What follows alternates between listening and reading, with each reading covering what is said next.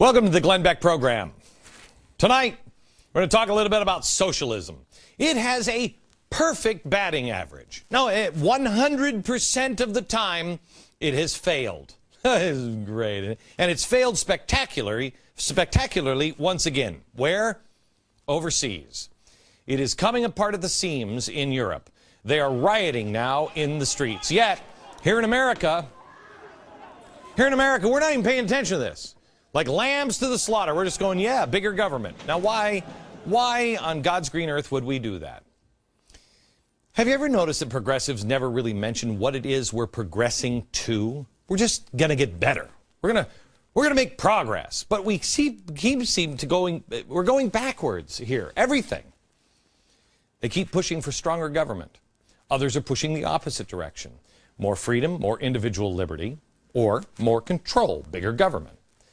Well, in England, the government has announced a new age of austerity, and they're planning now massive government cutbacks, entire departments slashed by up to 40%. They realize the game is over. I should say, when I say they realize, what I mean is some people realize. Pretty much everybody except the unions. Oh, they want their power. And that's why they are behind this. The unions and the communists. They will create chaos if they don't get it. And by the way, I'm not just telling you that it's the unions and communists. I mean, I told you about this about a year and a half ago. This is the plan that came out about these. We are at a crossroads. You have to decide now, America. Progressives will tell you that the root of the word of progressive is progress. Progressing to what? And how do you make progress past this idea? We hold these truths to be self-evident. In other words, common sense, everybody can see it, that all men are created equal, that they are endowed by their Creator with certain unalienable, meaning you can't change them, you can't take them away, unalienable rights. Among these are life, liberty, and the pursuit of happiness. May I ask you, what progress can be made that is higher than that concept? That all men are created equal. What that says is there's no guaranteed outcome. There's a shot. Give me a chance. Progressives, when you can answer the question of what is higher, then everyone deserves an opportunity to succeed, not a guaranteed success. Then you should be listened to seriously. When you can come up with a concept higher and more freeing than that. But I'm not going to hold my breath, because you can't. You cannot progress past this concept. You can only regress into control, bigger government, corruption, and in the end, slavery. So, America, what is it going to be? Are you in, and here's the latest from George Soros, are you in the Soros camp? Times like this, where the private sector does not provide enough employment, you need the state to provide the fiscal stimulus to put people to work. Because to have idle resources is a waste. Okay. And if anybody knows how to waste money, it's government. Are you in line with George Soros, or are you more in line with what Europe now? I mean, when did we stop wanting to be more like France and Europe and England? Europe is starting to realize now.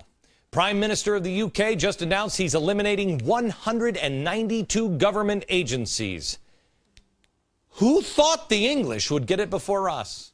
Why? Wall Street Journal reports he is now intent on weaning Britain off public money in hopes of reviving private enterprise, and is gambling on the idea that slashing state spending in a weak economy will restore market confidence and government finances and encourage private businesses to invest and hire enough to drive growth. England gets it. America, tonight, it's time to decide.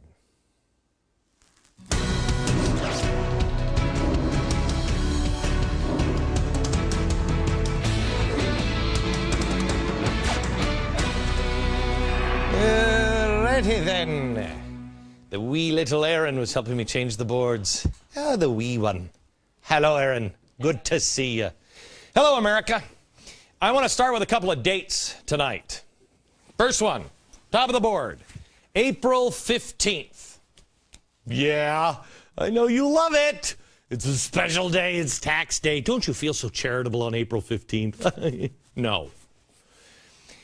It's not only tax day, but it's also the deadline for Congress to complete action on their budget resolutions every year. Now, typical of government, they've only hit that deadline once in 36 years. But at least they reached a resolution. Yeah. Here we are at the end of the fiscal year and approaching the end of the year, and we don't even have a budget. Budget, schmudget. That's the politics of the past. This is the first time since a major 1974 budget process overhaul that neither chamber has even voted on a budget resolution. Before 1974, there was no formal budget process. But then we started to grow the government rapidly. And it was rapidly expanding in size. And Nixon said, I'm not going to spend this money. Yeah. So then Congress got together and passed the Congressional Budget Act of 1974. Yeah, you sleeping yet? Hang on, it gets better. Our Congress has blown off this date of April 15th. They're like, whatever. Now, why would you do that? Is there anything more important than a budget? I mean, I think we got a problem with the budget. I mean, we can't seem to spend less than we have.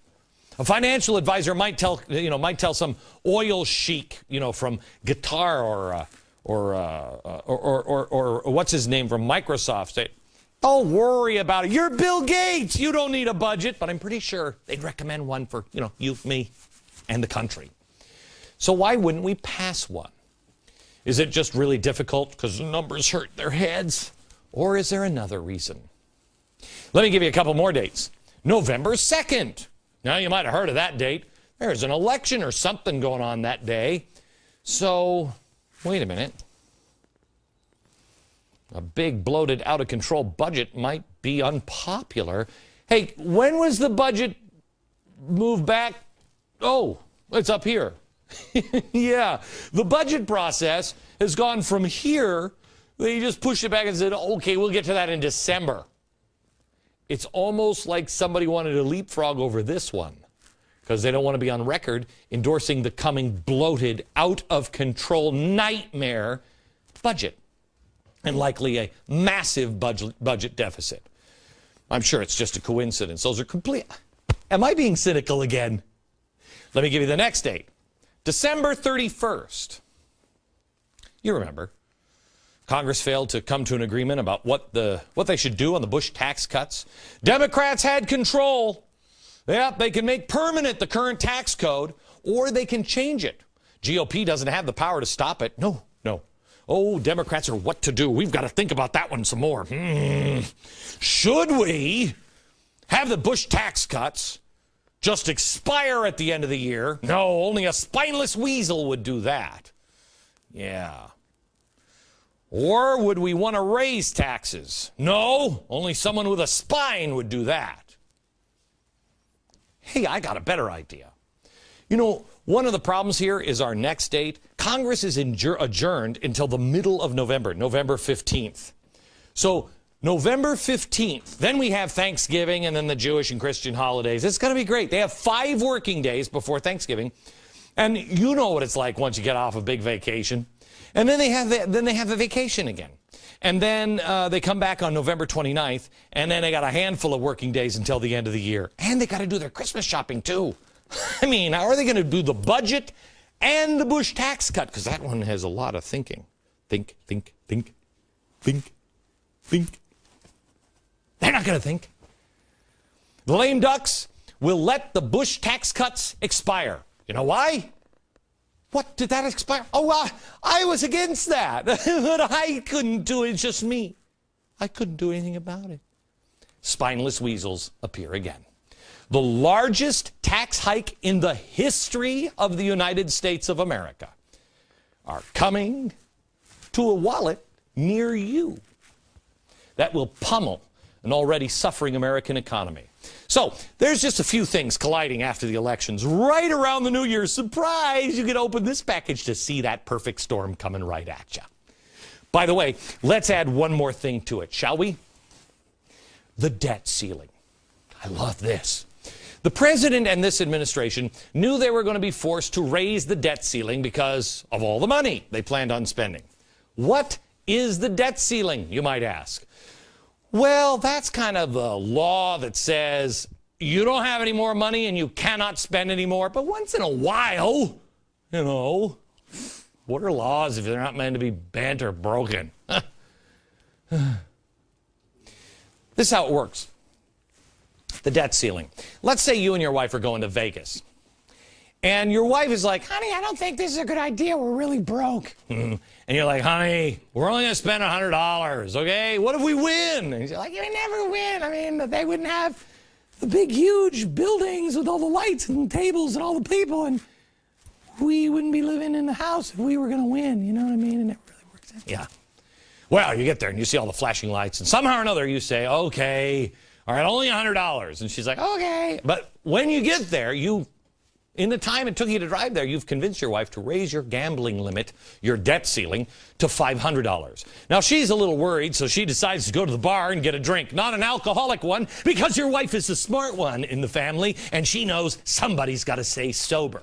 Well, when she gets back, you've already burned through the $500. She's like, what? And you tell her, don't worry, honey. Just raise the gambling limit to $1,000. We'll make it all back. It's going to be great. She's sober. She knows it's wrong, but she's like, okay. Well, this keeps repeating itself. Before you know it, you're $150,000 in the hole. Republicans and Democrats are hoping that you're an alcoholic so they can convince you to keep spending and betting. By the way, I should point out at this point of the story, the wife is you, and you really can't say no, because if she dares to say no, you'll have to tell her, okay, bad news, I've already kind of spent that money.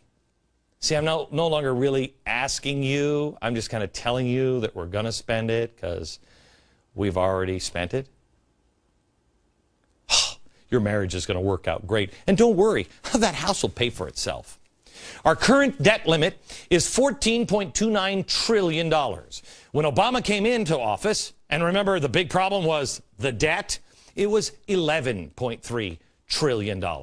Now he had to increase it for the stimulus. You know, he inherited this from Bush, $789 billion. Then the Democrats increased it again, just like we told you they would. Around this time last year, we said that, and lo and behold, ho, ho, ho, the president we told you was coming in your Christmas stocking, they raised it by $290 billion because, once again, we got a little too close to the ceiling, and it's hot up there. But the latest one is a little more interesting. Earlier this year, we raised the debt ceiling again by $1.9 trillion. This is great. Now, let's look at the debt clock, shall we? As we accumulate all of that beautiful debt, look at that. Isn't that a pretty number? Can somebody not tell President Obama what comes after $1 trillion, please? We start to approach the debt ceiling, and that brings us to another date. Another date. That's not on the board. You know what it is? That's great. The next time Congress is going to be forced to decide on the debt ceiling, it's going to be early 2011. That's great. That means the Republican Congress is going to be forced to vote on that debt ceiling. So, what to do if you're a Republican?